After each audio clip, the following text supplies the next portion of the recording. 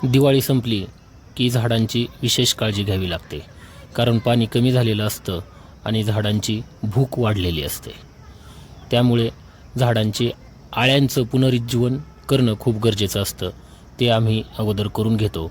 त्यानंतर झाडांच्या आळ्यामध्ये माती भरतो आणि आळी योग्य करून घेतो, म्हणजे जेणेकरून त्यांना पाणी देणं सोपं होईल.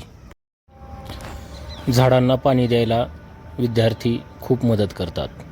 विद्यार्थ्यांच्या मदतीने आम्ही झाडांना पाणी घालतो. पण यावर्षी उन्हाचा कडाका जास्त असल्यामुळं हातपंपाचं पाणी लवकर कमी झालं.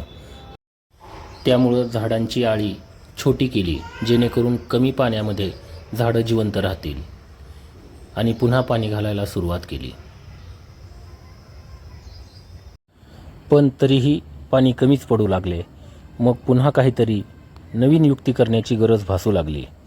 त्यामुळे मग हॉटेलमधून भरपूर बिसलेरीच्या रिकाम्या बाटल्या गोळा करून आणल्या. त्या बाटल्यांचे बुडं कापून घेतले. त्यांच्या झाकणाला बिळं पाडून झाडाच्या सर्व बाजूंनी वीतभर खड्डे घेऊन त्या खड्ड्यांमध्ये बाटल्या उलट्या रोवल्या, जेणेकरून बाटली भरली की थेट झाडांच्या मुळात पाणी जावं आणि कमी पाण्यावर झाडं जगावी. कमी पाण्यावर झाडे जगवण्यासाठी आम्ही केलेला हा छोटासा उपाय. आपणही आयुष्यात एकतरी झाड लावा आणि ते वाढवा आणि अभिमानाने सांगा की हे झाड माझं आहे. जय शिवराय.